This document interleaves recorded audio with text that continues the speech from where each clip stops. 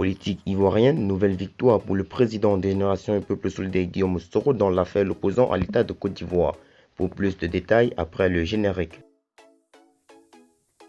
Avant de commencer, abonnez-vous à la chaîne et activez la cloche de notification car cela va vous permettre de ne plus manquer les prochaines vidéos. Let's go!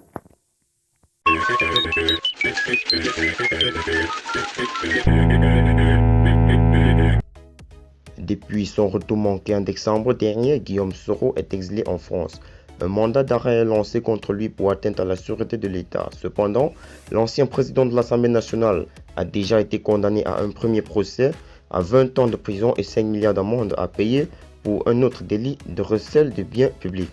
Par ailleurs, plusieurs de ses camarades de lutte sont en prison pour divulgation de fausses informations en rapport avec son retour manqué.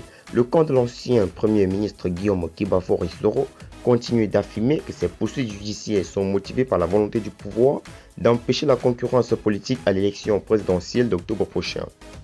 C'est pourquoi les avocats de Guillaume Kibafor Soro avaient saisi la Cour africaine des droits de l'homme et des peuples pour que justice soit rendue.